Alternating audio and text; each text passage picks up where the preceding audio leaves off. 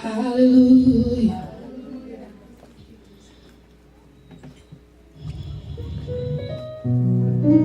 Thank you, Jesus. Thank you, Lord.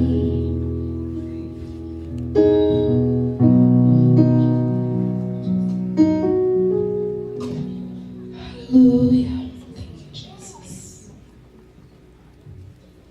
Give me you. Everything else can wait. Lord, give me you. I hope I'm not too late. Lord, give me you. Lord, give me you. Lord, give me you. Lord, give me you. Come on and tell the Lord today. Give me you. Everything else can wait.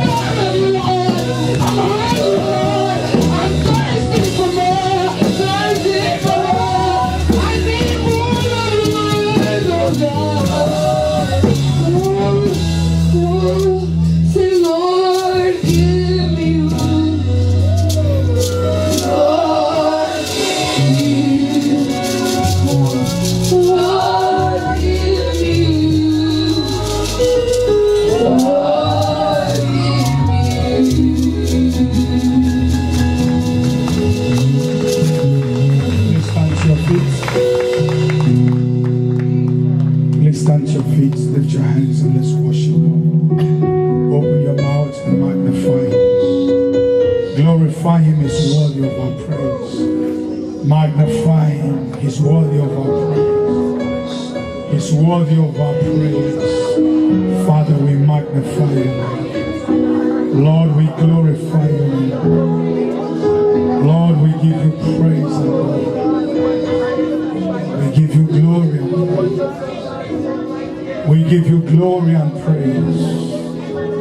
We magnify You, Lord. Thank You, faithful God. Thank You, faithful God. Thank You, faithful God. Thank You, faithful God. Thank You, faithful God. We give You praise and glory. We magnify You.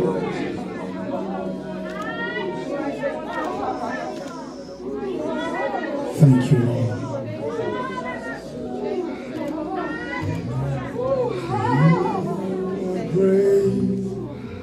You do miracles so great. There is no one else like You. There is no one else like You. For You are great. You do miracles so great. Oh, there is no one else like You. Oh, there is no one else like You. Lift your hands and say, You deserve the glory. You deserve the glory. Oh, Lord. And the honor. Say,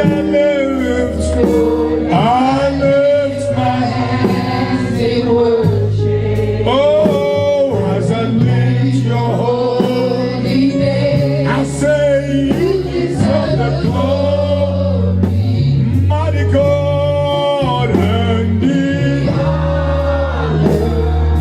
Let Him know. Lift our hands in worship. Oh yes, as we lift Your holy name, I say, You do miracles so great. Oh, there is no one else like You. There is no one else like You. I say, lift your hands and worship Him. Miracles so great. There is no one else like You. Ibalabadayagada bradayagada bragada. You are great. Yes. You do miracles. There is no one else like The presence of the Lord is in this place. Lift your hands and worship His majesty. Yeah, You are great. You do miracles so If you believe that God is a great God, lift up your hands and declare it and say, there is no one else. There is no one else like You. I say, You are great. You do Ikapatonda kantale. Ikombranda kekipakosha. Enter the Holy of Holies and worship His majesty. Lift your voice, say, You are great. You do miracles so Stay focused, stay connected. The presence of the Lord is in this place. The glory of God is in this place. Ibrako shatana marabada. Reketem rogodon negriya talabaladaya. Robekete brekete kalebo. There is no one else like You. There is no one else like You.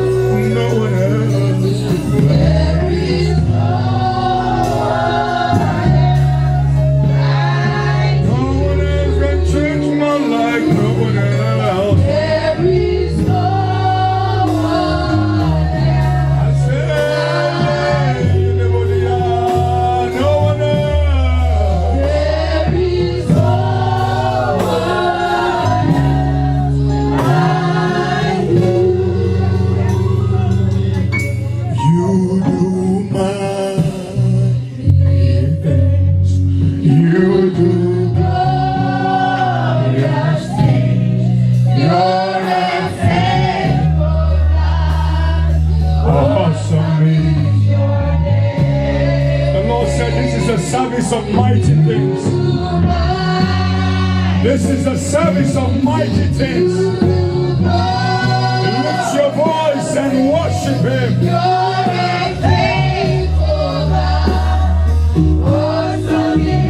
Lift your hands and say, you do mighty things. Lord, glorious things. Awesome is your name.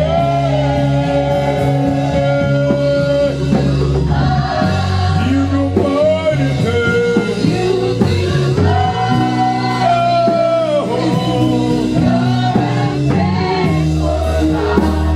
I stand amazed.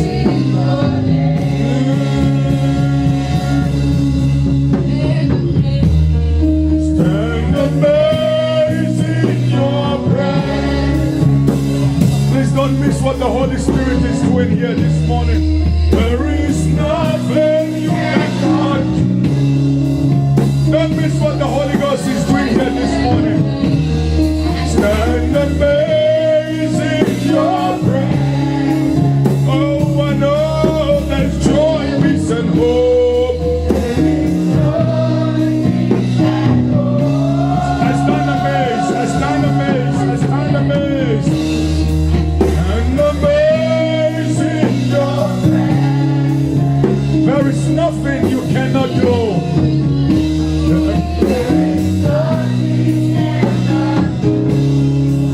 I say I stand amazed, amazed.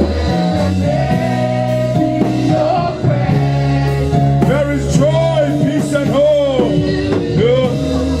There is joy, peace, and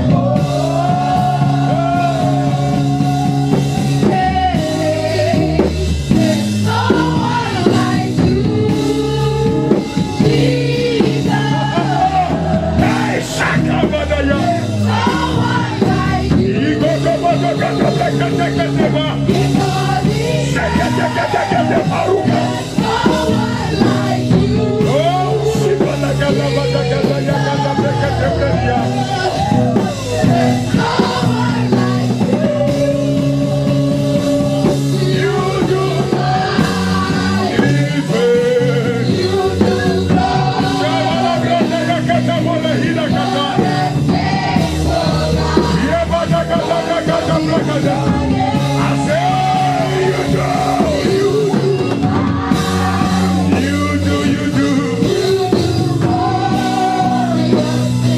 He's taking you deeper, he's taking you higher, he's making your life better, he's making your life better, he's making your home better, he's making your dream better.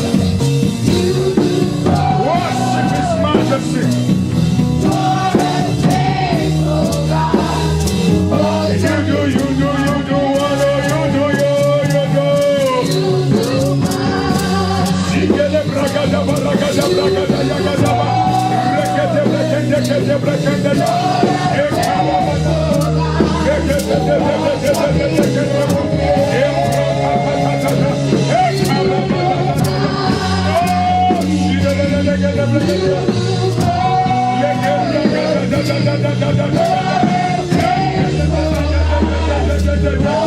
Lift your hands and worship.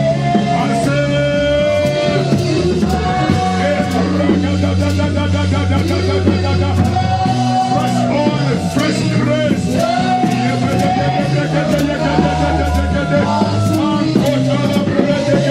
You do.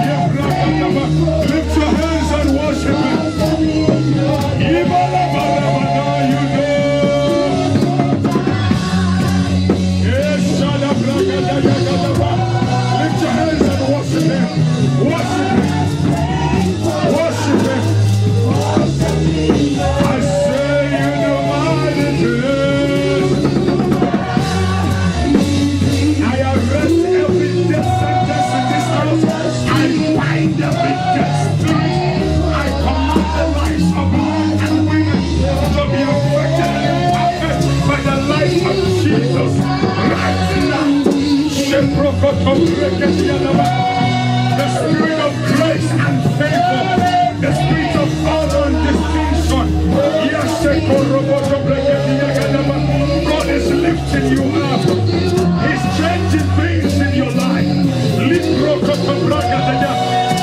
here the Lord said, I'm aligning your life. There is a divine alignment taking place. A divine alignment taking place. A divine alignment taking place. A divine alignment taking place. You've been aligned.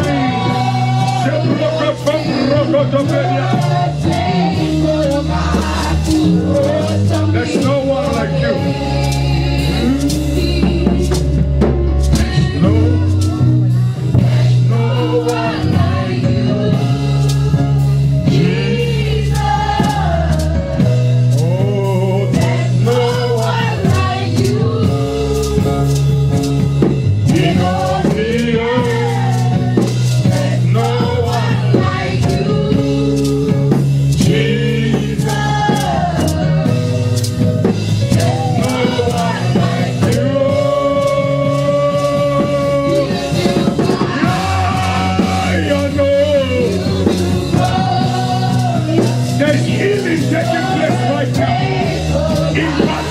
Taking place right now. Supernatural intervention. I break every spirit of limitation. I break every spirit of limitation. I can't come to break the divine intervention for the next level of glory.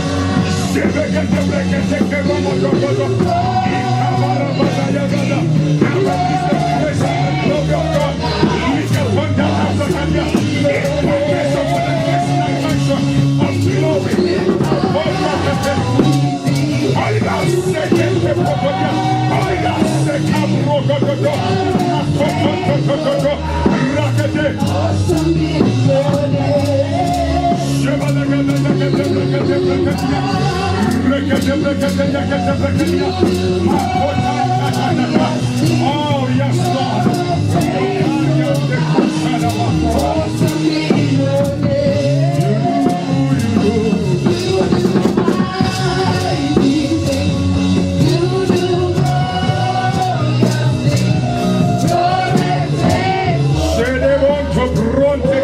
One more time, I say you go.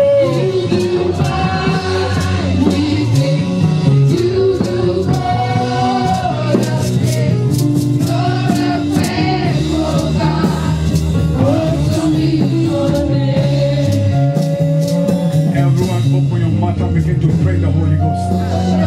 Begin to pray in deep tongues right now. Pray in deep tongues, deep tongues, deep tongues, deep tongues, deep tongues, deep tongues, deep tongues, deep tongues. Compra the Icotonda, Ignacushata Baragodo, Ruacate Ricodume, Macataca da Pretende Caparade, Lisamba la Cricon Cabarade, Lisuta Capatande, Rakne Crusheka, Rakne Caropate, Incroman Takatando, Lucaborisha, Licuacatata, Incroamacanta, Encatando Copelia, Lucecadon Recanda, Laquete Claroche, Incrangan Tolebre, Mandica Pontelebia, Egria Condam Ruseka Debra, Rogan Debrecata Bricalia, Necaso Compoto, Igna Crushe Brecadiada, Rabo Shada Rebre, Rocatan Brecadiada, Lisopana Griandosha. In Jesus' mighty name we have prayed. This is a unique season for us. This is a unique season for you. It's a season of supernatural abundance. It's a season of divine acceleration. Say divine acceleration. Say supernatural abundance. It's a season where things will work for you without sweat. And it's also a season where you will be protected and preserved. It's a season where you will be recognized. You will be announced. You will be celebrated. It's a season of divine preservation. Divine preservation. For you and your household, you will be preserved. You will be preserved. You will be preserved. You will be preserved. You will be preserved in the name of Jesus. It's a unique season and you will not miss it. In the mighty name of Jesus. I'm going to give you one prayer to just release. Now, as you're about to pray this prayer, remember, the Bible says Jabez called on the God of Israel, and everything he prayed and requested for, God granted him that which he requested for. Are you with me? He said, God, I need you to enlarge my coast. I need you to change my story, enlarge my territory. And God granted him that which he requested for. That means every prayer we pray here will be granted. I said it will be granted in the mighty name of Jesus Christ. The Lord spoke to me, and that's what I want to share with you so you can pray. He said, do you realize that it was Abraham that I called? It was Abraham that I blessed. It was Abraham that I gave my covenants to. Isaac, his son, became the product of our agreement. But hear this. He said, neither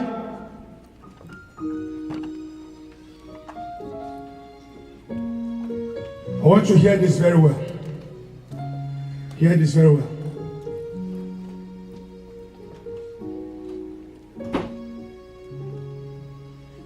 Listen, I'm about to say, for those that will understand it, it will register something with your name on it in the spirit world. God called Abraham. God called Isaac, his son. And Jacob came out.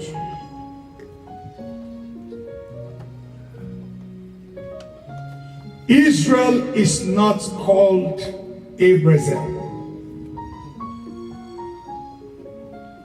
Hear this. Israel was not named after Abraham. The nation of Israel, the nation that is 100% debt-free on the face of the earth today, was not named after Isaac. It was named after Jacob.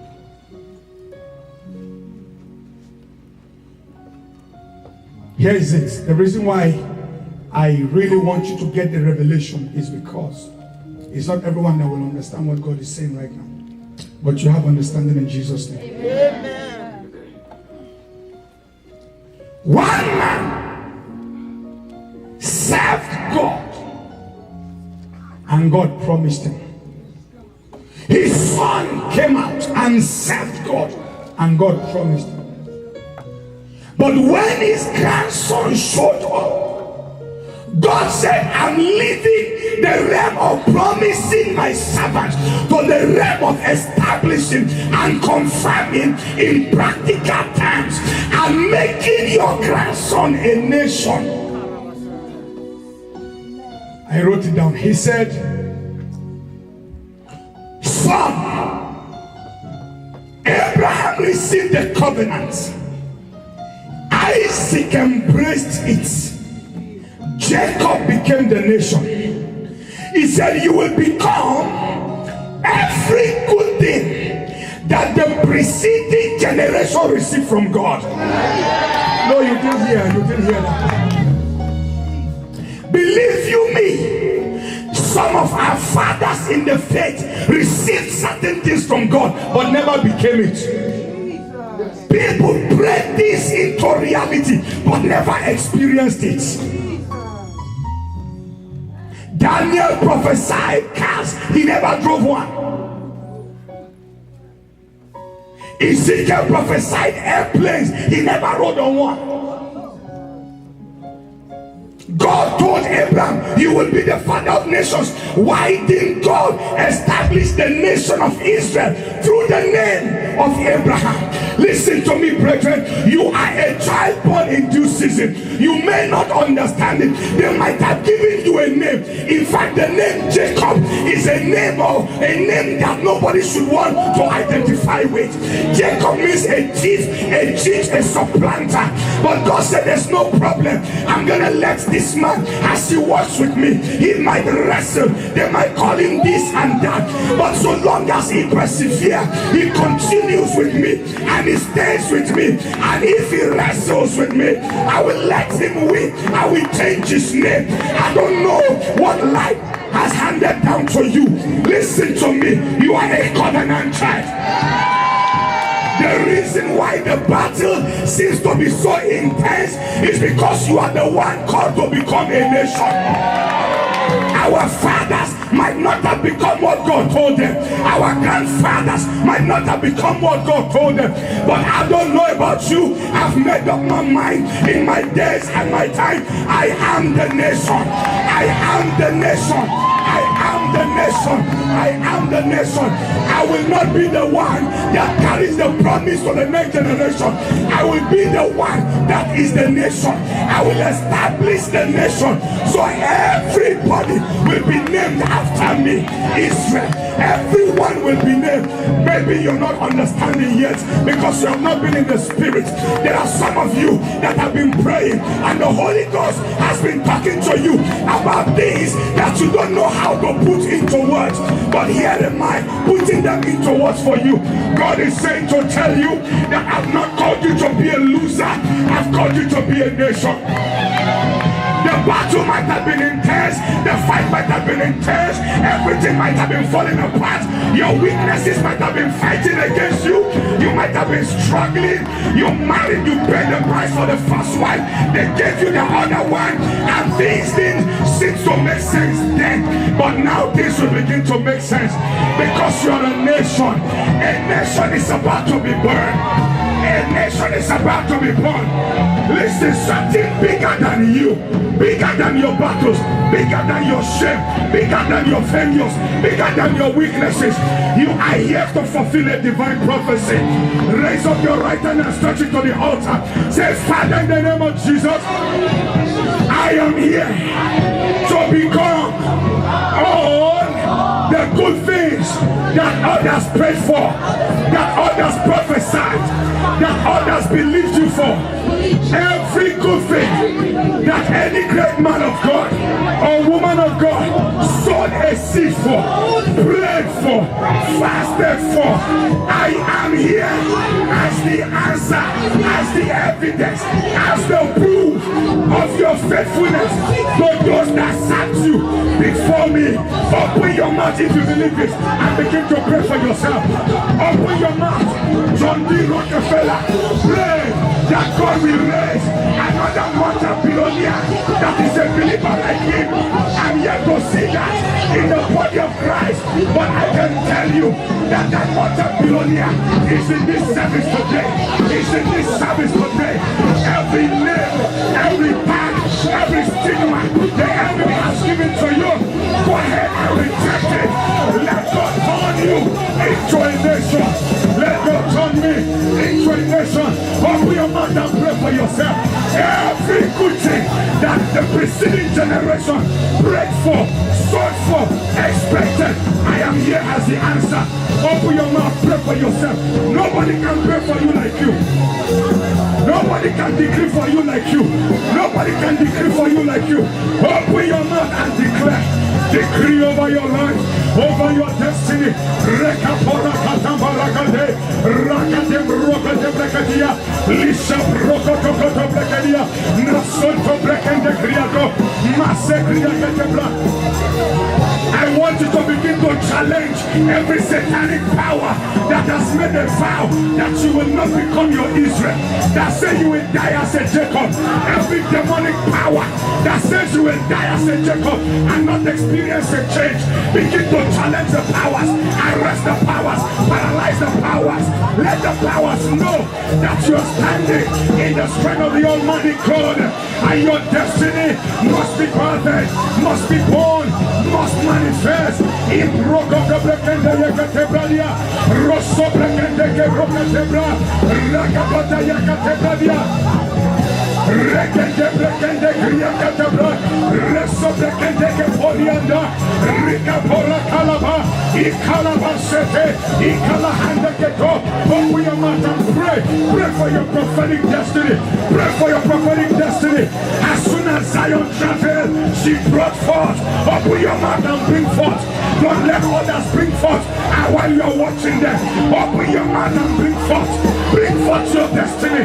Bring forth your prophecy. Those ideas, those things that God has been putting in your heart, that you lack words with which to say, and you don't even know how to believe it. God said to you, be a nation.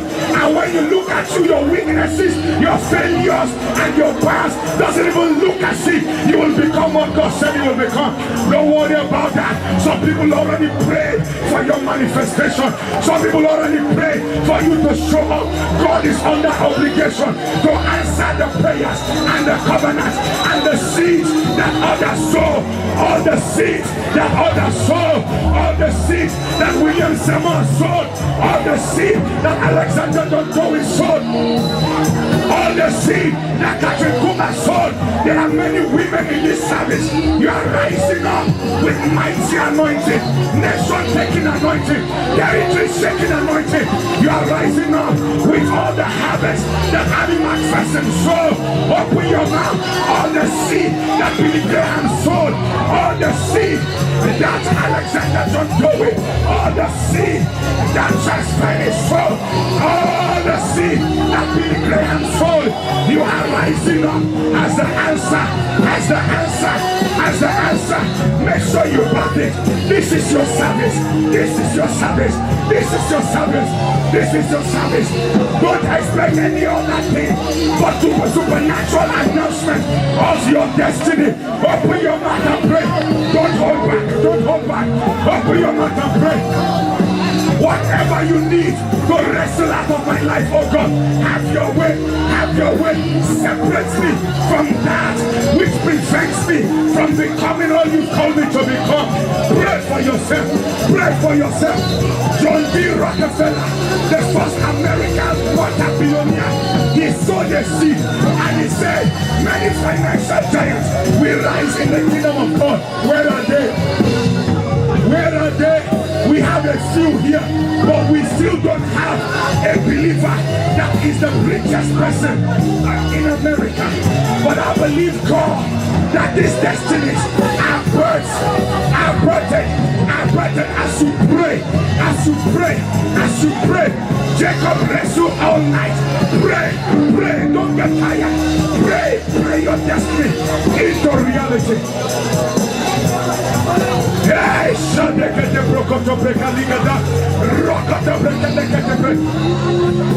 In Jesus' mighty name.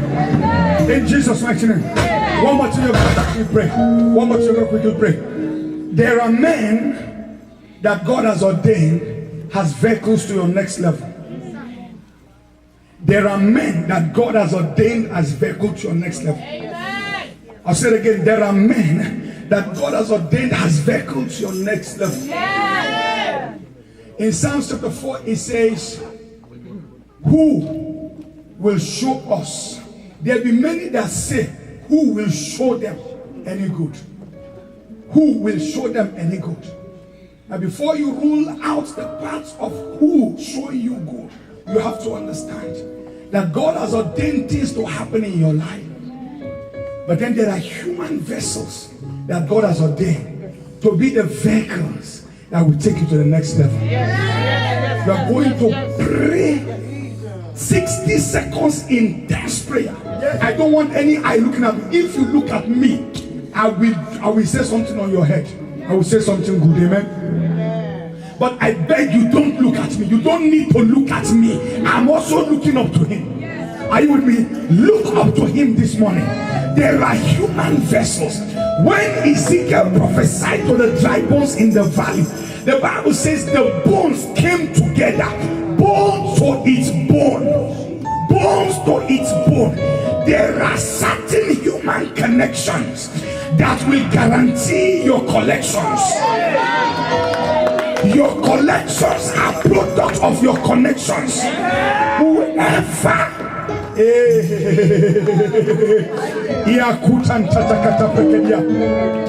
I went to Lagos, I went to Nigeria, and the Lord showed me a vision, and I saw a vision. In the vision, I saw a woman, a widow, with 3 children, wearing a blue dress, and she was homeless. She was sleeping by the street and just staying with someone, but that place she was staying was not a good place. And when I saw her in the vision, and I passed her, the Lord said, will you just pass her? Go back and help her. And the Lord gave me an exact amount to give to the woman.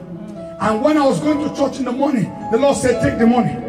And I took the exact amount and I held it. I went to church with it. And to the glory of God, 150,000 naira. Not so much money. But I went to church with it. And while I was ministering, the Lord reminded me of that vision. And I looked across the crowd. I didn't see anybody that looked like that woman. And later I was saying, the Lord showed me the vision again. And then I said, no, there's a woman I saw. I described the situation. And the woman got up. She stood up. Her poverty was so terrible that where she sat, people covered her. Nobody could even see her. And I didn't see her. But guess what? Because God has ordained me to be the answer to her prayers, I had no choice but to take money. And when I thought that, well, I've done my own part, on my way before coming, the day I was going to leave, God tasted me with a miracle. The Wednesday and the Thursday, that somebody came under divine pressure. And the short of the long story, I brought the watches here. They are right here in my office. And this person sold watches of 78,000 US dollars to me. At what price? A token about 230. Is it 200 or 330 dollars? No, you didn't get that. 78. It's right here with all the manuals, everything. When I saw it, I was like, no. But at the end of the day, that was it. God rewarded me. Now, if you buy the watch in UK, you buy it for more than that, because it will be in pounds. One of it is about 38,000 pounds. You realize how many pounds? But at the end of the day, there was somebody I was meant to bless, and someone else was meant to bless me. You guys don't understand what God is doing. This service, I believe God. Believe you me, brethren. There are some people out there ordained to unlock your destiny. That thing you are sweating over, crying over, having sleepless nights over, there is someone ordained by God to be the vehicle that will take you to the next dimension of your destiny. You are going to call them forth. 60 seconds. You will close your eyes and pray very intensely. If my God hears, then let him answer.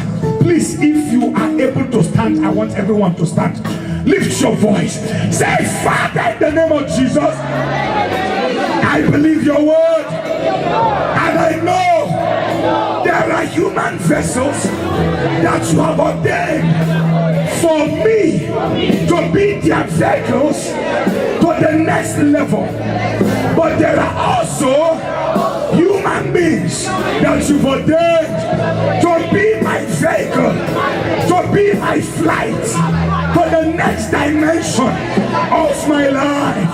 Now, by your favor, by your mercy, I make a demand on divine connection to take place in the name of Jesus. Wherever my Boaz is, any man, any woman ordained of heaven to be my ladder, my vehicle, my flight to the next level, manifest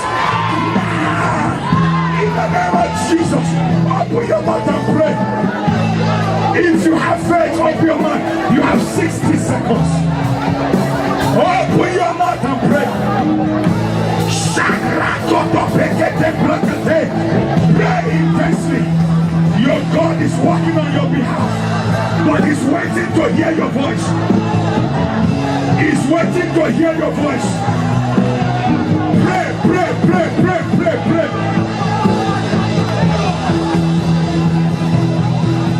Open your mouth and pray.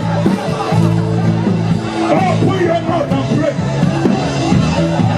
Every man, every woman ordained by God as my vehicle, as my connection, as my flight for the next dimension of my destiny. Pray, pray, pray. Instrumentalists, pray, pray, manifest wherever you are. Connections of destiny, helpers of destiny. You have 15 seconds. Complete the prayer.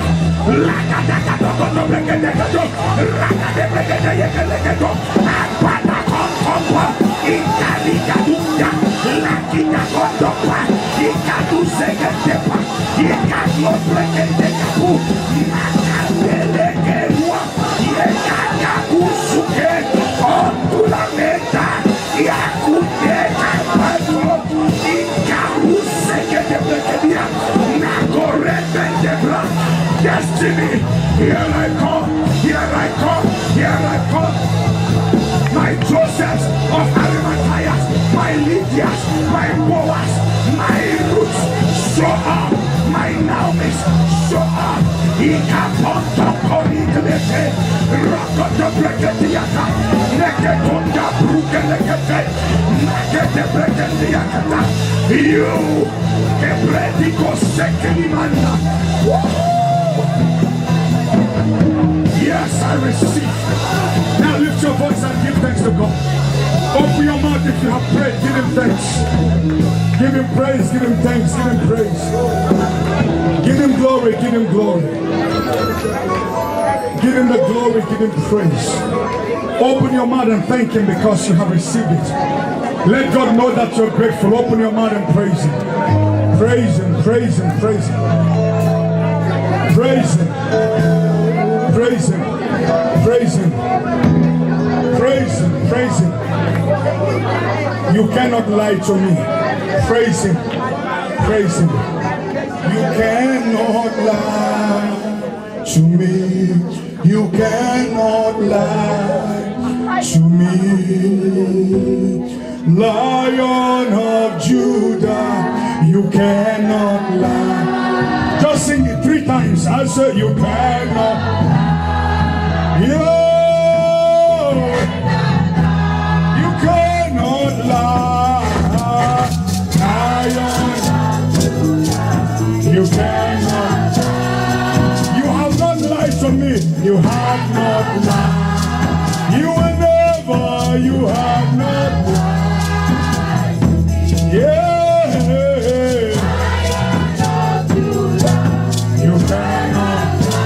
You've never lied to me. You've never lied. You've never lied. I say, Lion of Judah. For the last time, you've never lied to me. You've never lied. No.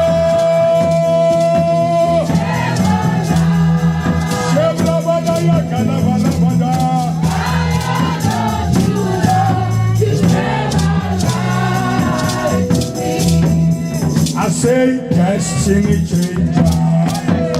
You are the destiny changer. Oh, come on. Change my destiny today. Come and change my destiny. So one more time, but you say you have changed my destiny. Destiny changer. I say you are the destiny changer. You have changed. You have changed my destiny. My destiny today.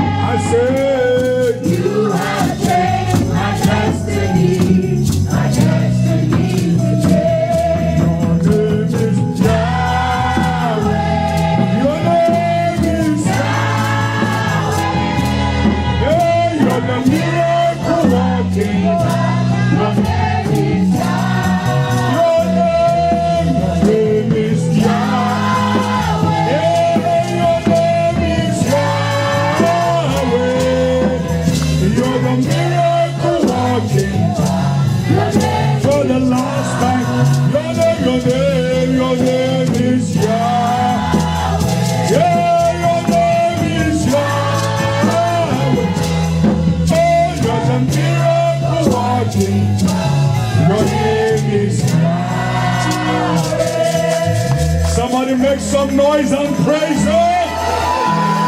Come on, shout hallelujah. Amen. Please be seated in God's presence quickly. Amen. I'm so delighted to have you in the house of God. I'm so excited you're here. I want to be very quick and so you can go. And those of you that have to go and come back, you just go and come back now. This is what is happening. It's a night. We are having a very powerful night in God's presence. It's a night of feet washing. Say feet washing. Okay, so I have received some very troubling vision from the Lord. And it's not the vision I liked. So I kept praying. Now the truth is that there is a huge demand for blood in the witchcraft coven. Now, witchcraft that seems to be rising in America, most of these people that initiated themselves thought that witchcraft is just go there and build those things they like to build, worship it and raise your head, not knowing that you can never service witchcraft without human blood. So now, there is a lot of demand. And the Lord showed me very foolish thing, No, not foolish in terms of God's own way. Things that should not happen to people. And I saw all kind of death here and there. Death, people just dying like nothing.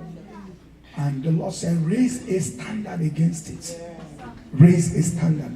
And on Friday night, I shared it here, we prayed. And in Revelation, the Bible says, I saw what? A pale horse. Pale talks about death, right? When people are dying, they turn pale. He said, and what I saw riding on that horse was death. So, the thing is that death is a personality. Yesterday, the Lord gave us an instruction, everyone to fast. Those of you that didn't hear an instruction, God bless you. We fasted, we came here, and our heads were anointed, we were marked, and we also partook of the communion. And I want you to know that God is perfecting things in our lives. Amen? Now, when He gave us that instruction, Friday night we were praying, Pastor Bright was driving. That accident that took place the intervention was not ordinary, it was not normal. It was divine. Trauma's own was divine. Right after the service, yesterday's service started at 6 p.m. And while we were in the service, at 6:25, I received a text message from Sister Bobby. She's a follower of ours on the prayer line. She's a minister at her church, but she's very committed to our prayer line, and she comes to our events and our programs. But she's a minister. So she sent me a text saying, please lift up my only sister in prayer, because her oldest son was shot and killed 3 hours ago. Minister Susan showed me something again yesterday. Her friend's son and his friends went out and they were driving, 7 of them in the car, and they had an accident. 6 of them died on the spot.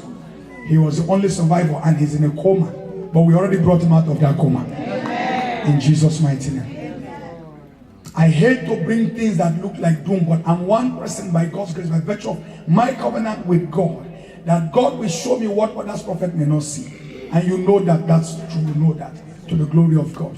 Amen. So we have a covenant with God. In this camp, no one is allowed to die below 85. As I said yesterday, we are going to live in heaven forever. Why are you rushing to go there? What are you rushing to go there for? Are you with me? So tonight we are crowning up this program. 6 p.m. on the dot we start, and it's going to be a powerful time. It's a feet washing service, and I want us to participate in this. Bring your husband, your wife, your children, and everything. So Satan knows that if he can't get you directly, he will try to get you indirectly. But there is none in this camp that will weep or shed tears over the loss of a loved one. In the mighty name of Jesus. When you do your part, God does his part. Are you with me? Okay. God has already settled everything. But you have to do your own part to connect with what God has done. I don't want anybody to be a victim. Now, for the benefit of some of the doubters to know, Is it possible that if something is about to happen, we can be exempted? Yes. Exodus, he said, put blood on the lintel of every house. When I see the blood, I will pass over. Ezekiel chapter 9, he said, take an ink, take a marker, and begin to mark the head of those that have been traveling, praying against what is going on in the land. And he said, as soon as he gave that instruction, he said to the other angels, he said, now go and begin to slay, destroy, no mercy, young and old, kill them, except the ones that have the mark upon their head. So we marked you. So tonight we're going to do the perfection. We're going to perfect the marking. In this camp, I declare again, none of you, not even an accident. As we said yesterday, he will give his angels charge over you so that you don't even kick a stone. If you are not allowed to kick a stone, your car is not allowed to kick a stone or be kicked by any stone. So not even an accident. Tiny accident, domestic accident, car accident, any kind of disaster, whatever it is passed from your life in the name of Jesus. Somebody say amen. Amen. So quickly, I thank God for your lives. I want to say thank you to everyone. My trip to Nigeria was very amazing and very impactful. Amen. I thank every one of you that came to church, because I know some of you didn't come to church. God will have mercy on you. I thank every one of you that came to church, and I thank every one of you that lifted me up in prayers. God will honor you beyond your wildest dream in Jesus' mighty name. I also want to thank Pastor Bright and all the pastors. Amen. Pastor Bright, Pastor Mary, Pastor Jennifer, Pastor Carl, Pastor Jiboye. Help me celebrate them. Help me celebrate them. Amen. God bless you for keeping the house and holding the house. I also want to thank every one of you. Amen. Clap for yourself now. Clap for yourself. Amen. Glory to God. Now this is a month of supernatural abundance. So I'm going to just establish a few facts so that we can close and anoint your head before the evening service. I'm so hungry and eager for the evening service. I have been so disturbed, even with the service. My wife has asked me like 1,000 times, are you okay? Are you okay? I told her, yes, I'm okay. I'm very okay. She said, why are you not smiling? I said, you don't understand what is inside. Okay? You know me, I'm a very bold man. You know I'm not afraid of anything. You know that, right? You know I'm not afraid of anything. You know that, right? Yeah. But this particular thing, I'm very disturbed. I am extremely disturbed. Because I saw someone that one, the child actually had to die. And everyone, God, I had to go and raise that child back to life.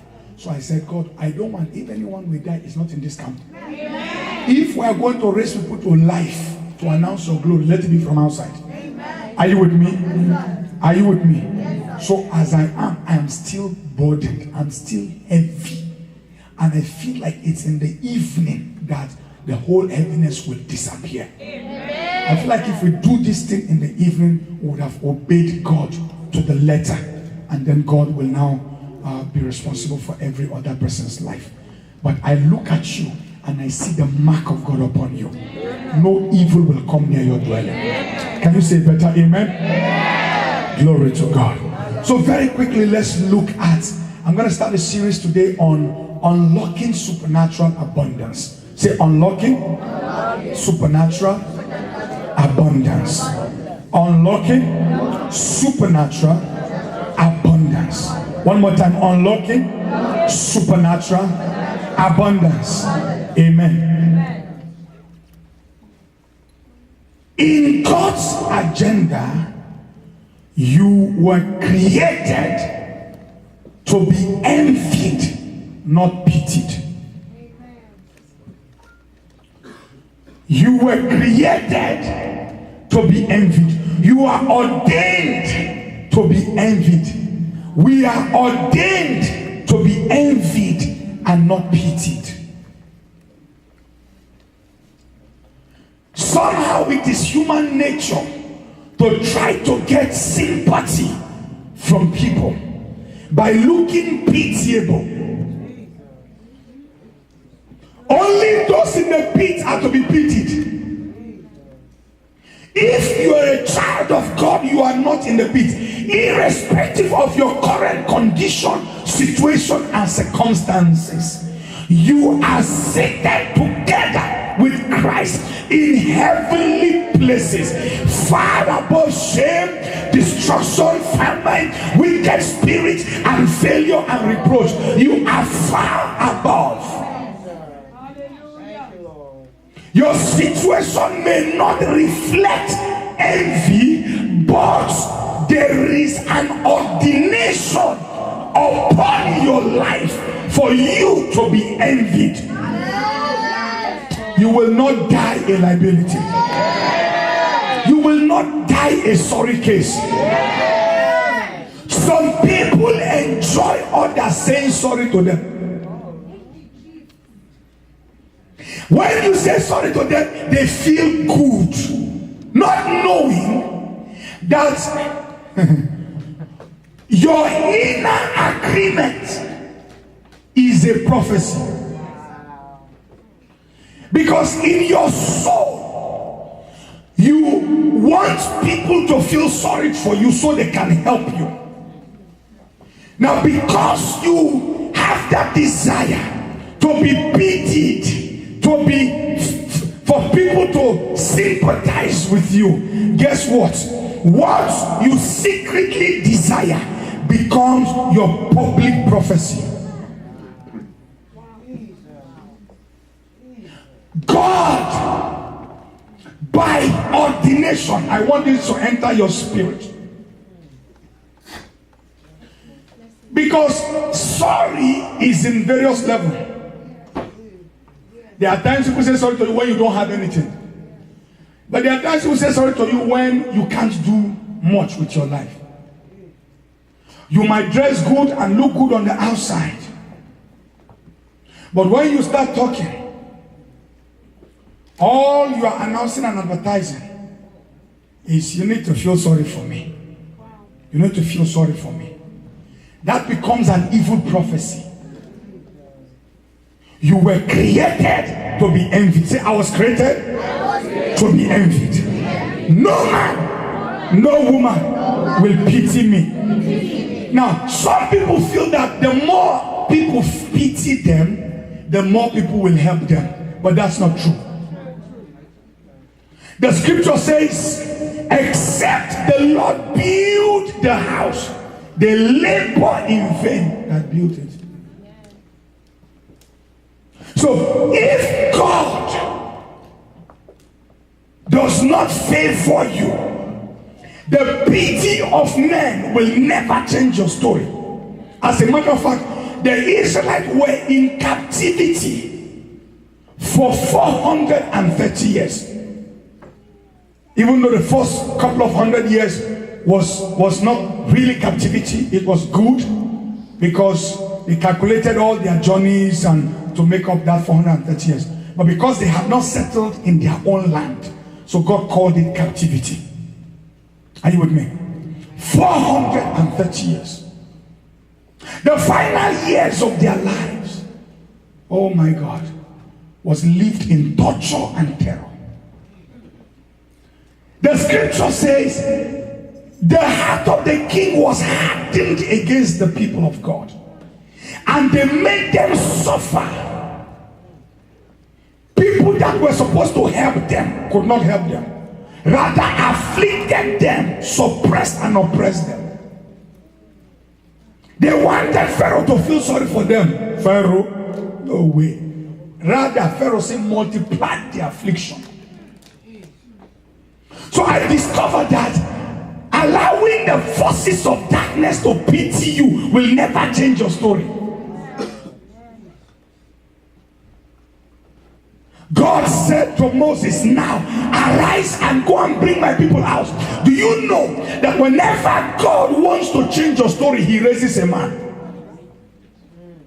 But unfortunately for many human beings, when they meet the man God has raised for them, they begin to fight the man. Because the worst thing you can do to the devil is to cooperate with your destiny helper. And the worst thing you can do to yourself is to fight against your destiny helper. Jesus entered Jerusalem. How many miracles did he do? The Bible says he could yet do no many works because the people he went to help did not believe in him. Even Jesus. So Moses started on a journey, and the first little challenges, because there is no journey, destiny journey, that will not be opposed by the devil. So now the first little challenges, remember what the people said. Moses, why did you bring us here? Oh, I will remember our garlic. Say garlic.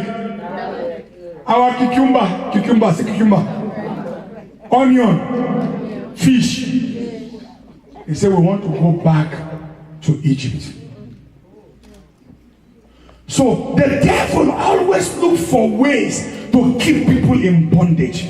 But for you, you are out in the name of Jesus. You are called to live the abundant life. Look at what God said. Exodus chapter 3. He said, verse 19, Moses, this Pharaoh I'm sending you to is a very serious man.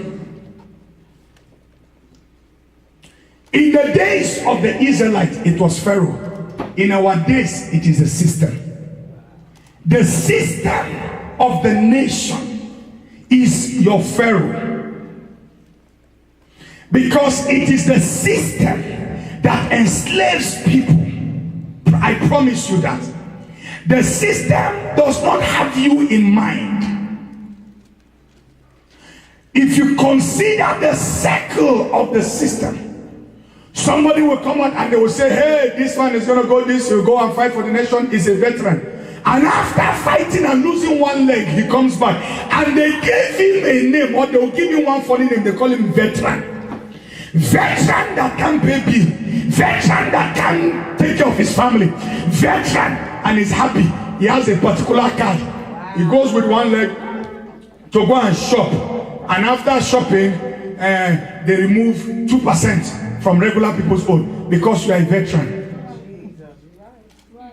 The system is there, but the system will keep people enslaved. Until you learn the system, rise above the system, and break free from the system. But look at what God said. He said, I am certain that the king of Egypt will not let you go without being forced. Sometimes, and most times, the only way to experience the promise of God is to force the oppressor to bow. And this month of April, your month of supernatural abundance, every power that has oppressed your destiny, enslaved your finances, you've been laboring for 5, 10, 20, 15 years, and it seems like you're going round and round, the circle and the circle and the circle. By the authority in the name of Jesus, I break the circle. I force you out. I force you out. I force you out. Enter into your destiny. In the name of Jesus. So God said you have to apply some forces. Look at verse 20. Verse 20. I want you to stretch your hands towards this altar, please. Verse 20. Let's read one to go. But I will put out my hand and overcome Egypt with all the wonders which I will do among them. And after that, he will let you go. After that, stretch your hands towards the altar. Some of you have tried. You have more degrees than the thermometer now. And yet, with all the degrees, you can't decree. And yet, with all the education, it seems like you can't have it. And some of you, you are trying to have education because you think that's the whole place that destiny lies. As important as it may be, you are trying to have education and you keep on struggling. Every time you try to advance, something just comes to force you down and stop you. God said, I will do wonders. There are some things that only the wonders of God can get done in your life. Stretch your hands towards this altar.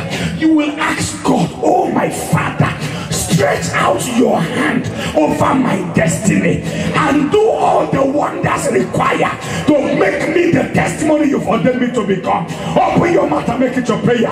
Open your mouth as you stretch your hands. Ask God to do wonders.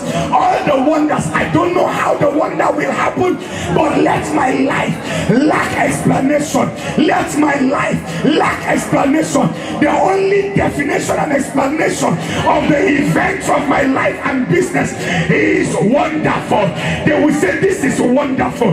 This is supernatural. Open your mouth and pray. As you pray, God knows and He hears your voice. He's going to do it for you. Your enemy say you can't have it, but God is saying you will have more than enough. The devil say you will never become it, but God is saying this year is your year. Oh my Father, put out your hand of wonders and do wonders in my favor. In Jesus' mighty name. Somebody say amen. Amen. Say abundance. One more time, say abundance. Say it for the last time, abundance. Verse 21. Verse 21. And he said, and I will give these people favor. I will give them grace in the eyes of the Egyptians, so that when you go out, you will go out with your hands full. So this transition doesn't do justice to it. Use the King James now. Now when you see this word full, let's read it. 1 to go.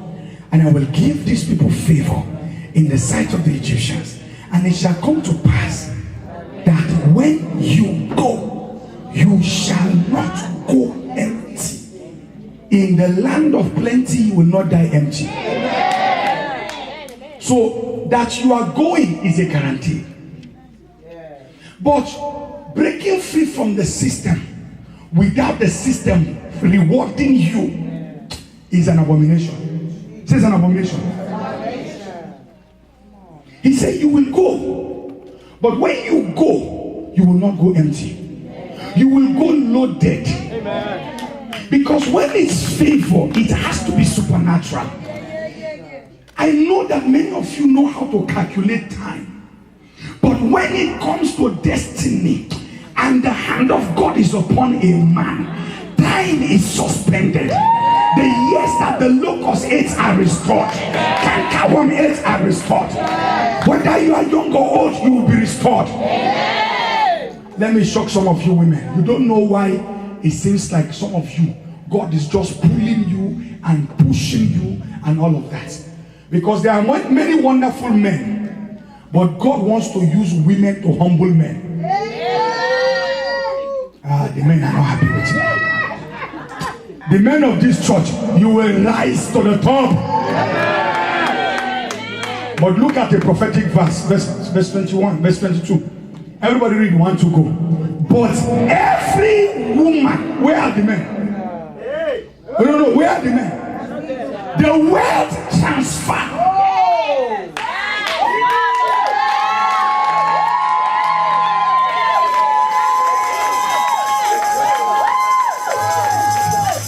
One of my sons now in Nigeria, when I met him, to the glory of God, is now a pilot.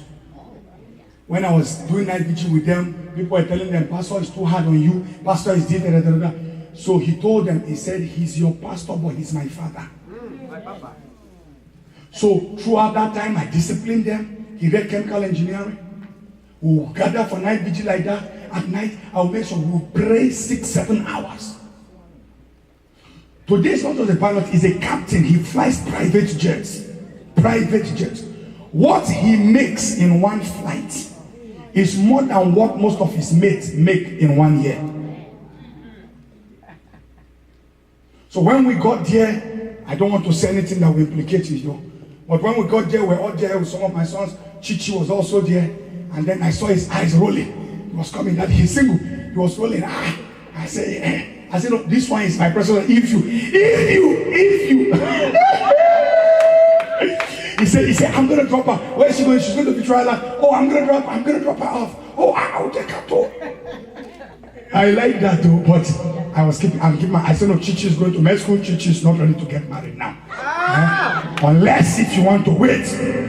So my sister was saying, Pastor, leave that. If the thing is working, let it work. Maybe like even 1 or 2 years. I said, You need to meet the mother. She said, I will call the mother and talk to her. Amen. But my son, I'm so proud of him. The other one is a big guy at Diamond Bank. But listen to me. Listen to me. When I started prophesying to most of them that God was going to raise them, they had nothing, absolutely nothing. Now, Gideon has a driver. He lives in Victoria Land, one of the best places in where? In Lagos. He's looking for a wife. I'm praying. He's gonna come here. He's flying. Actually, flies to US all the time. So I will see in the spirit, because I won't give many daughter that is not disciplined. You know, I would have loved Chichi. I mean, I felt like Chichi, but I think that the school stuff might change, because he wants to get married this year, or he can wait next year. But I'll consult.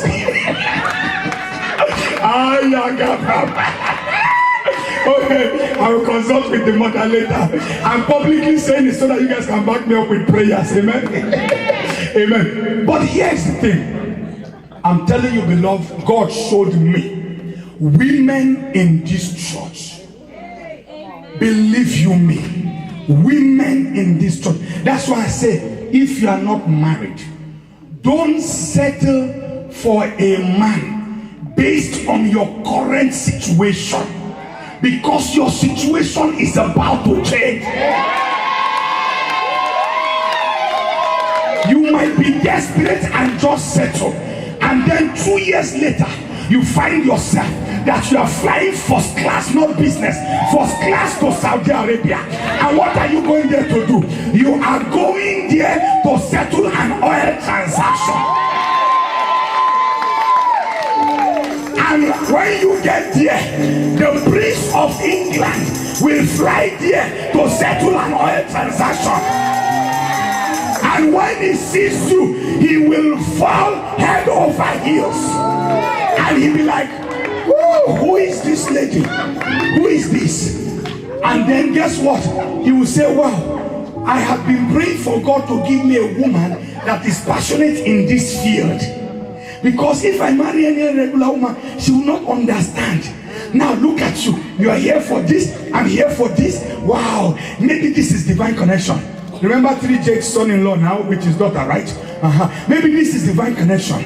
Beloved, let me tell you one truth. I'm telling you this. Don't rule your life. Don't rule or ruin your life by wrong choices now. Don't settle for just anything foolish or stupid because you are looking for a man to touch your back and massage your body and put some money in your bank account. Listen, forget about all that rubbish. Life is more than touching and massage and more than sex. You can take you to bed, but if it cannot make your destiny come alive, you must not allow the devil to ruin your life. Because look at what God said, but every woman shall borrow. This is not borrow. He said every woman shall take, shall, as another translation says, every woman shall demand of her neighbor. That means the person that used to enslave you, you just go up to their house and you say, madam, I need your box of jewelries. The one that is 10 billion pounds. And the woman will say, okay, and the box of jewelry, which one do you want? Is it the one you know or the one I hid? And you say, so there is something I hidden somewhere. I want both. Bring the two. Are you with me? Look at it, you may think that this is a joke. He said, and when she takes, she will, as students of her, will take jewel of silver and jewel of gold and raiment, clothes, and ye shall put them upon your sons and upon your daughters. Now that doesn't mean women will become breadwinners, but if I'm reading the Bible, God is giving most of you so much wealth that your sons and daughters now I'm talking to the women. The Bible says a good man will leave inheritance for his children's children. But it seems to me like these days parents are asking children to give them inheritance. So God is saying some men have failed me. Not the men in this church, okay? Some men have failed me because it is an insult for you to be waiting for your children to come and take care of you. It's an insult. Are you with me? So God says these men could not carry out their responsibility. I'm going to give it to women. Because a woman carried that child for 9 months. A woman will make sure she puts the gold and the silver on the neck of that child. Are you following me?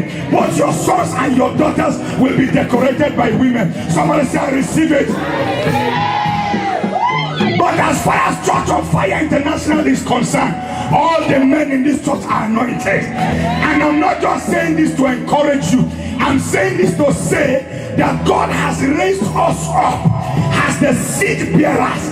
And that's why we are the Jacobs. We are the Israels. We are the one that is making ways for our wives. We are making ways for our women. We are making ways for our daughters. So we are rising to become an example to other men. Can somebody say amen? Say amen. Oh yes, I was created to be envied, not to be pitied. And God will make this a reality by giving me silver and gold abundantly. Somebody say amen. So that's it.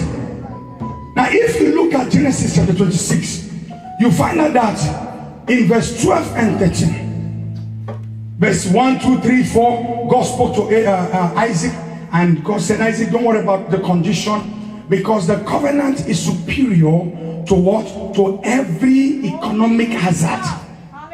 The covenant is superior to every economic hazard. So the abundance we're talking about is not limited or is not determined by the economic condition of America. So if they say only 3 people will be wealthy, the 3 people will come from this ministry. And you are one of those 3. Are you with me, people of God? So God said, Isaac, stay in this land and sow.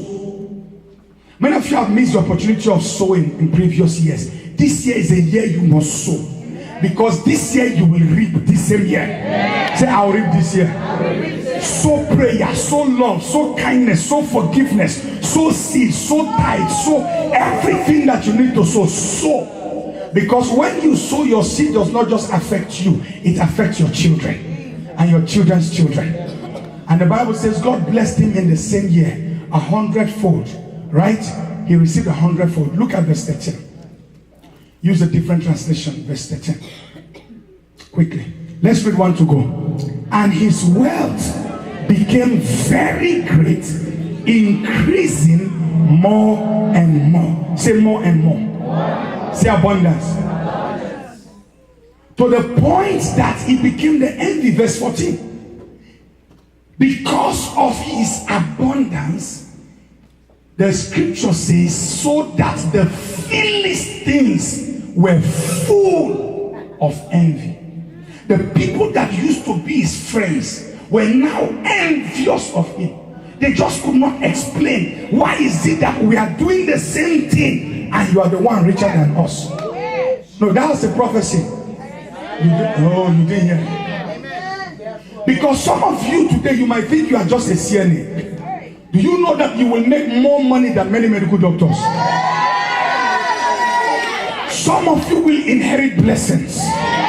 Some of you will receive a transfer. Oh, I'm seeing it in the spirit. I'm seeing it in the spirit. Everybody is driving, but your own driving is with class. Everyone is a doctor, but your own doctoring is with a difference. They envied him. When you have abundance, you become a person to be envied. Now, what does that mean? It means you are living by design. So you can choose to either live by default or by design. A life that is lived by default is a life that is lived by faith F-A-T-E. Whatever life brings is my lot. It's not your lot. Some people have settled for the harassment of life, the bondage that life imposed on them. But in John chapter 10 verse 10, Jesus said, the thief cometh not. I just read this and then give you the other translation.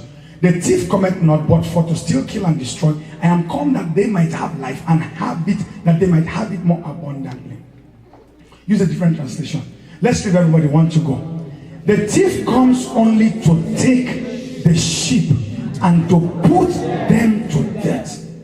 So when things are not, if you're not experiencing an overflowing life, as we read in Psalm 23, he anoints my head with oil, right? He prepares a table before me in the presence of my enemies. He anoints my head with oil and my cup overflows. So if you are not living the overflowing life, it means an intruder has entered into your destiny. And you must send that intruder out. He has come to steal, kill, and destroy. He said he comes for their destruction.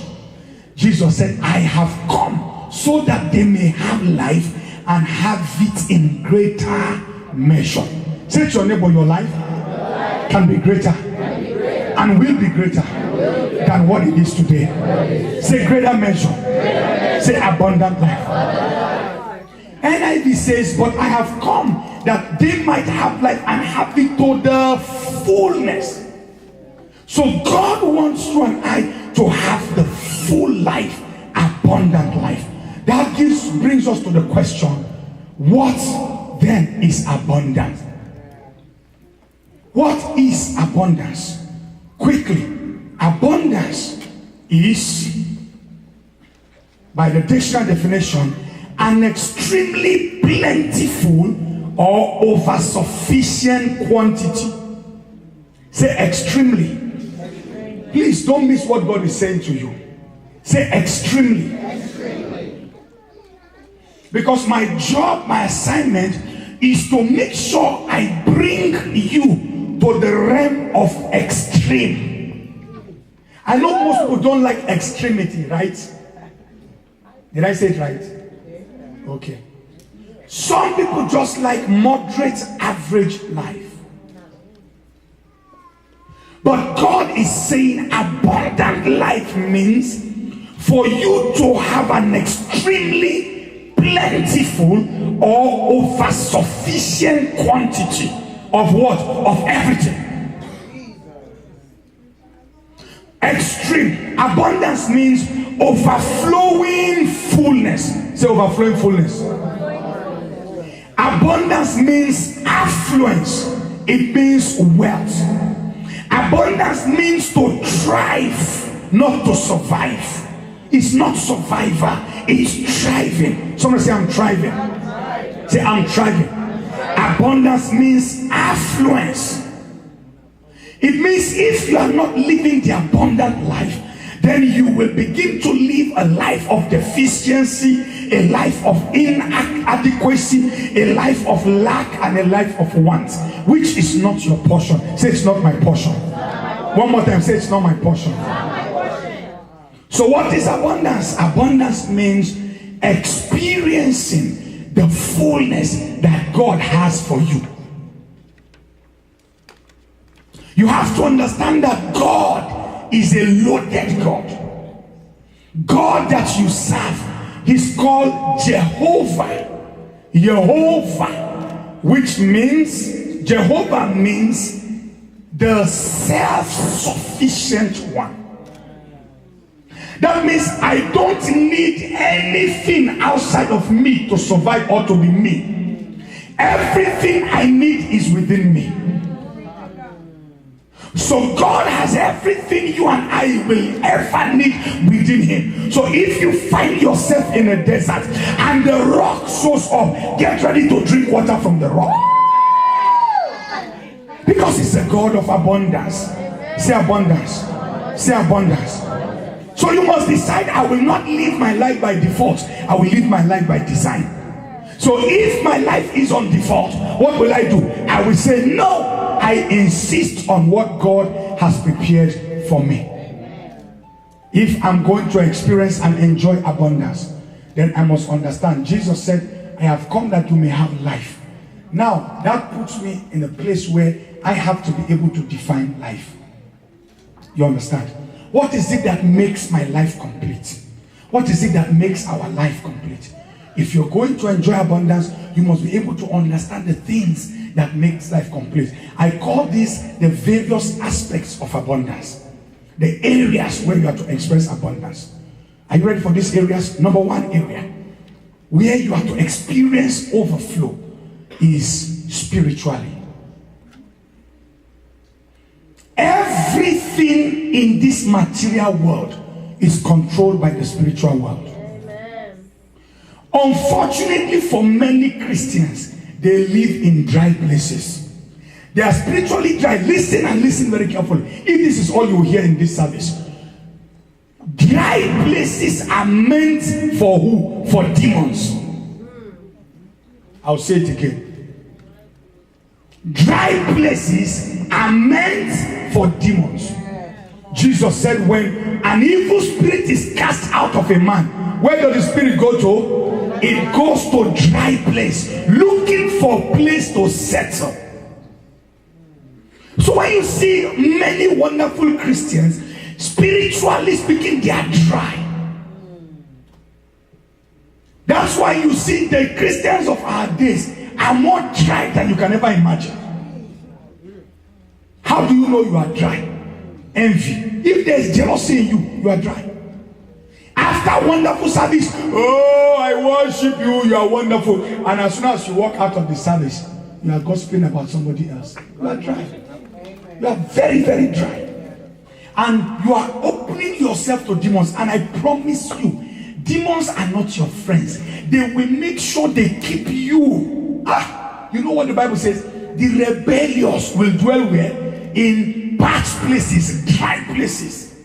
So demons are excited when you are spiritually dry because they can oppress and afflict you.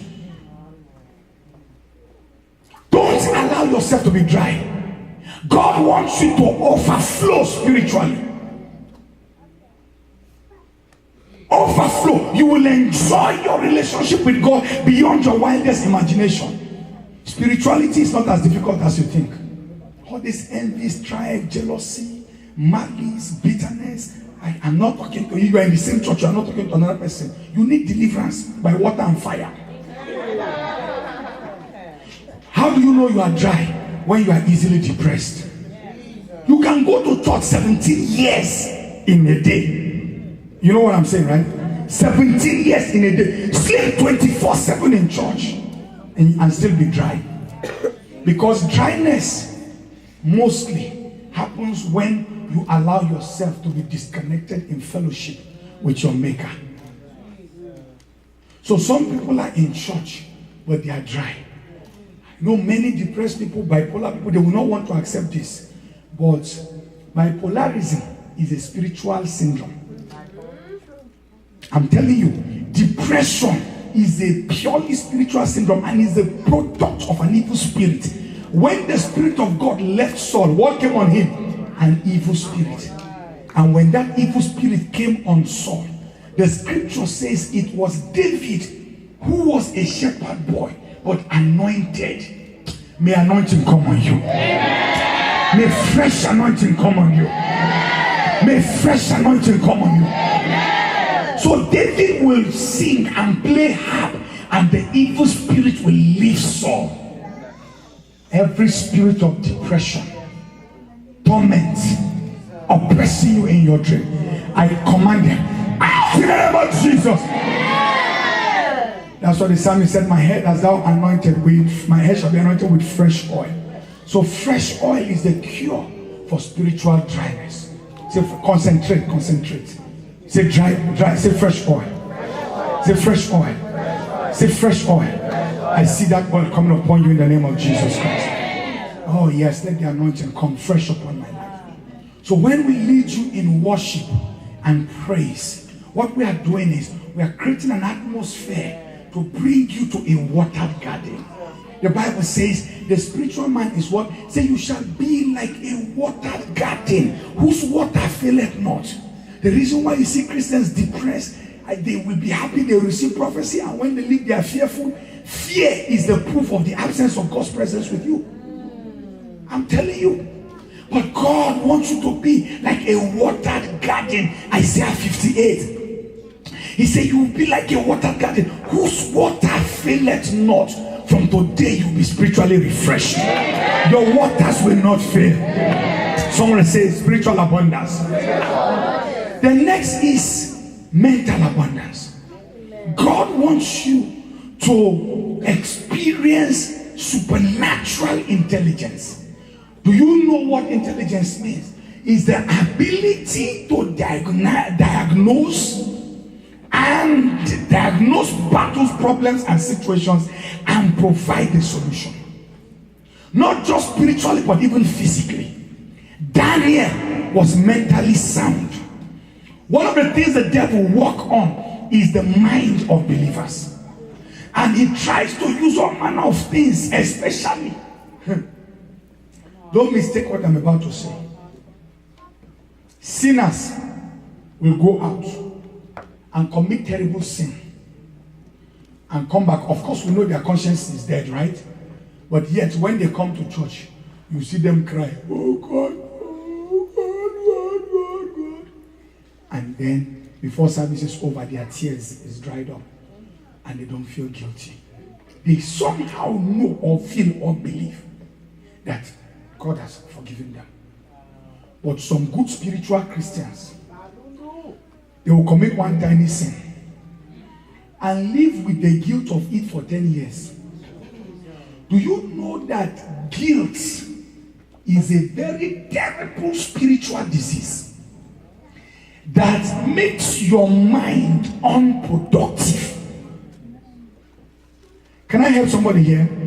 I know some of you think that when you say truth like this, you are making people commit sin. But let me tell you the truth.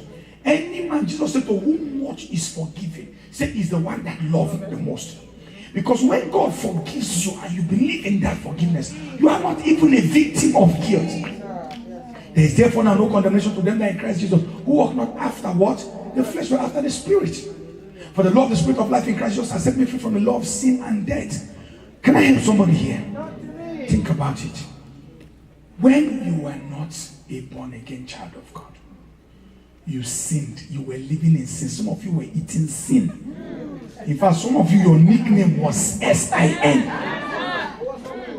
But you repented one day, said a simple prayer, "God forgive me my sins, I'm a child of God, I will serve you." And you believe, and that day, the burden was removed from you. Now you are born again, filled with the Holy Spirit, speaking in tongues. And you lied. And the next time you open your mouth to pray, even though you have asked God for forgiveness, then you are in church, you say, "Father, we just bless your name, I just praise you." And Satan comes and say, "Liar, liar, liar." And then your whole spirit is deflated. You say, "Oh Lord, I'm a liar. I'm a liar, I'm a liar. Oh, I won't even pray." Guilt, I'm not saying you should not, you should abhor sin. That's not going to help you anyway. But guilt that you are keeping in your life will make your mind unproductive. Paul, that was there when they were killing Stephen, he said, "I am free from every man's blood." People might look at you and think this. If you believe that God has forgiven you, I promise you, God will not hold it against you. Amen. Sins that God hold against you are the sins you don't even repent of. Amen. So Satan has made many Christians spiritually dull, using the instrumentality of guilt and shame. I free you today. Amen. So the Bible says, God has not given us the spirit of fear, but of love and of power and of a sound mind. Say sound mind. Sound. Say sound mind. Sound mind. One more time. Say sound mind. Sound mind. So if God has given us a spirit of sound mind, that means he needs the sound mind for the execution of his plan on the earth. Check all the men that were outstanding in the Bible. They were intelligent, spiritually, supernaturally. How did Jacob transfer the wealth of Laban to himself? Divine intelligence. Are you with me? Satan seeks for a way to make you dull in your mind. Daniel had a sound mind. Joseph, with no technology, invented bands where they were able to preserve food for 14 years. Joseph, look at you. The Holy Ghost lives in you. Are you with me? The Holy Spirit, the Spirit of Christ lives in you. You have a sound mind. Touch your mind and say, I have a sound mind. Only those of you that touch your mind receive double. I give you another opportunity. Touch your head and say, I have a sound mind. I can think clearly.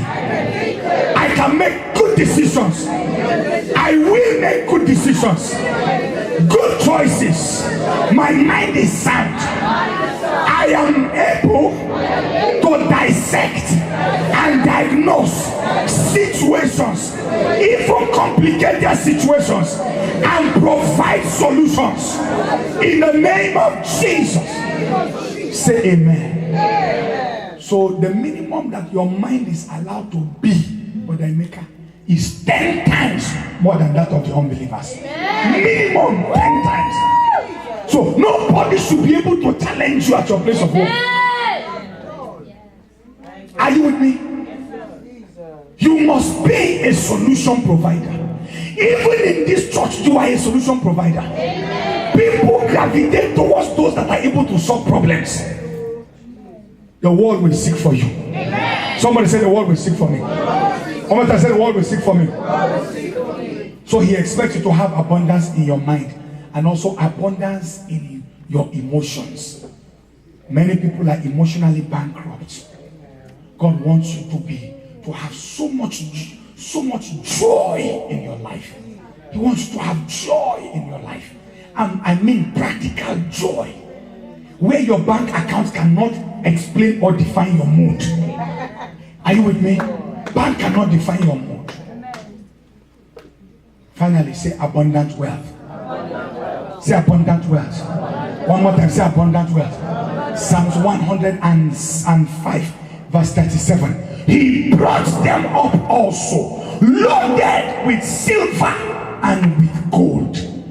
He gave them abundant wealth. So your life is supposed to be an expression of the buoyancy of your maker. Wealth does not mean you are materialistic.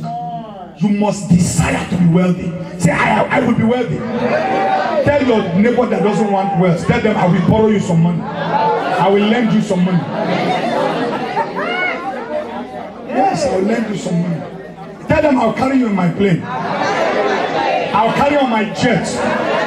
Carry you on my Concorde. If you don't have a neighbor that is talking to you, that neighbor is a suspect. Look for somebody that can talk. Say, I'll carry you on my Concorde.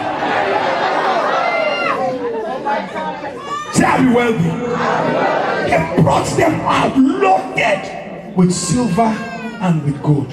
Some of you don't believe that God is able to give wealth. But I can tell you, all through scriptures, God is a wealthy God. Your desire for material things doesn't make you materialistic. It is when the desire becomes an obsession that you have that desire and it's not for the expansion of God's kingdom or for the betterment of the lives of other people. If God, I told you this before, if you think having money makes you materialistic, the God that you are serving, his driveway is paved with what?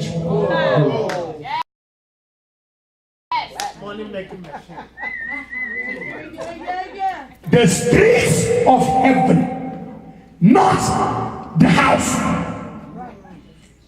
If you read Bible, do you know there's something better than gold, right? You know diamond is more expensive than gold? Oh, there are levels. In the Bible, there is something. I know there is jasper. But there are certain stones called sapphire. Listen, the Bible says Satan, in the body of Satan, God added some, call it anything, sapphire, whatever you call it, just pronounce it, okay? So there are certain things. If my streets are paved with gold, imagine what my house is built with. That means when I enter my mansion, I should see everything reflecting God. Today, I deliver you from the control of failure. One thing you don't understand is that God uses prophets to break chains off of people. So when I pray for you and you're looking at me like Lukuma, you are missing out of it. I pray and deliver you from the control of failure in the name of Jesus. I pray for you today and I launch you up to a new realm of financial wealth and buoyancy. You become a money magnet. You become a gold magnet. You become a wealth magnet in the name of Jesus. From next week, I will now begin to deal with how to unlock, because every important treasure has an unlock code. You will not get the complete version of this if you miss some of these services. I will begin to give you those unlock codes as the Lord reveals, and I guarantee you, next week you are bringing your mantle. Now you are going to. I will tell you everything you'll be bringing now every time you will bring that mantle. The mantle that you are bringing next week, listen to me. As you come, once I mount this pulpit, it will be on your head. As I'm raining words over the mantle has ears and they are hearing. As far as next week is concerned, it will be listen, this is our season. Say it's our season. It will be a mantle for mega transactions. Many of you will be walking on the street. Somebody will see you and say, your face look familiar. And you say, yeah, maybe. And so they say, what's your name? You tell them your name. And they say, oh, that name sounds familiar. Okay, here's my card. And you say, okay, thank you. By the time I'm seeing this in the spirit happening right now. By the time you take the card, you will be shocked and say, is it this person that I have been reading about, that I've been seeing on TV? Is it this person? Many of you will receive miracle connections in the name of Jesus. Rise your feet, everyone. Lift up your two hands. Put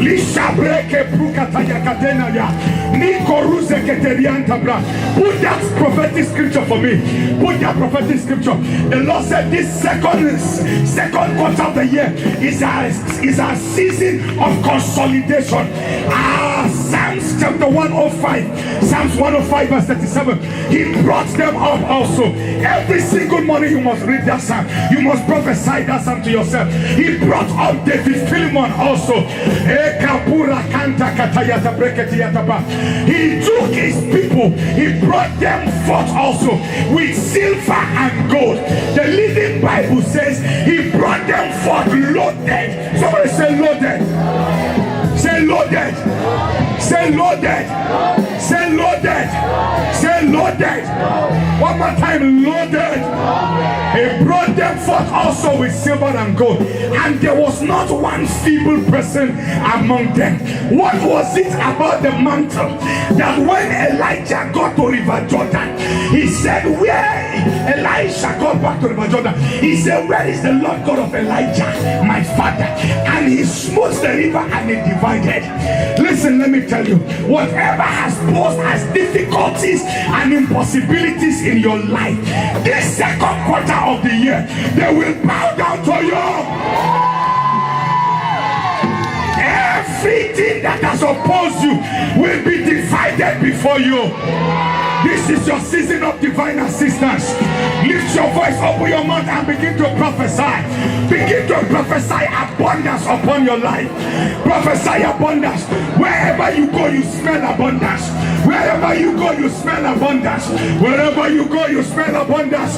Open your mouth and prophesy abundance. You are investing into your spirit, into your soul, into your body, and into your destiny. Open your mouth and prophesy abundance. Declare it over yourself. If you have a mouth, use that mouth for yourself. If you have a mouth, use it for yourself. Use it for yourself. Use it for yourself. I want you to begin to reject the spirit of pity. Reject the spirit of pity. Anything that makes people look at you and feel sorry for you, reject it. Reject it. From today, when they see me, they will love me, they will honor me, and they will respectfully assist me. Nobody will assist me out of pity. They will assist me out of blessings, because the blessing of God is upon my life.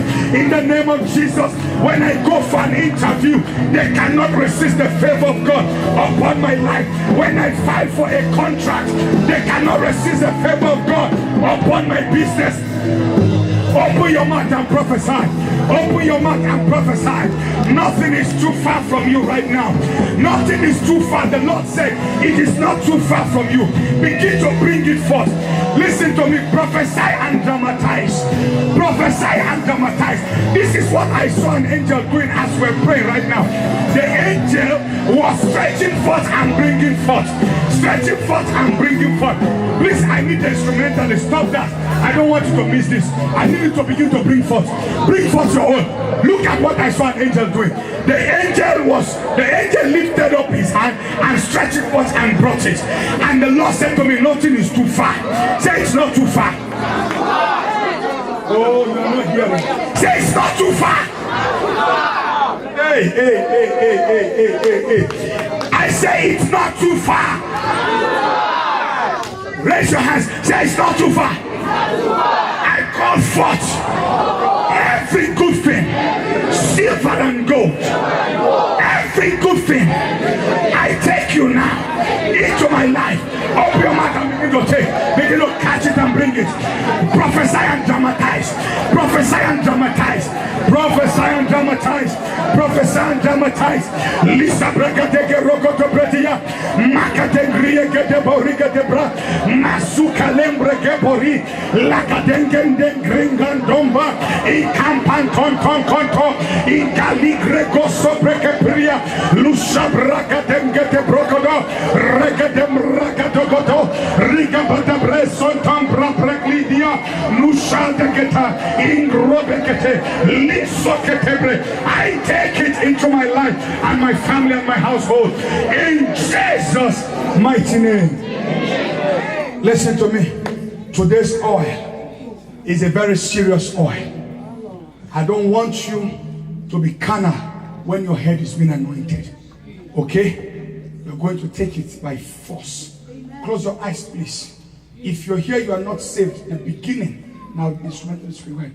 The beginning of every good thing of God is salvation. Have a relationship with God. Maybe you're born again, but you know your relationship with God is not sound. And if we ask you, are you a Christian? You say, well, I'm not too sure, I don't know. And you want to give your life to Jesus Christ, or you want to rededicate your life to Christ. Please, I want you to raise up your right hand and put it on your chest. I'm going to pray for you wherever you are. If you feel like, if Jesus returns today, you are not going to make it, or for some reason you don't understand your relationship with God, I want you to raise your right hand and put it on your chest. You want to give your heart to Christ, or you want to rededicate your life to Christ. Please put your hand on your chest. Don't be ashamed or afraid of anyone. If you have done that, say this with me. Say, Heavenly Father, I come to you today. I ask for your mercy and forgiveness. Forgive me, Lord. Wash me with your precious blood. Write my name in the Lamb's Book of Life. Deliver me from sin and Satan to serve the living God. From today, I believe and I declare I'm a child of God. I'm free from sin and I'm free from Satan to serve the living God. In Jesus' mighty name, amen. And Father, as many as have made this confession, I ask that the blood of Jesus wash away their sins, write their names in the Lamb's Book of Life. And Lord, confirm your hand upon their lives. And let the joy of salvation become their portion. In Jesus' precious name. Somebody say amen. I'm about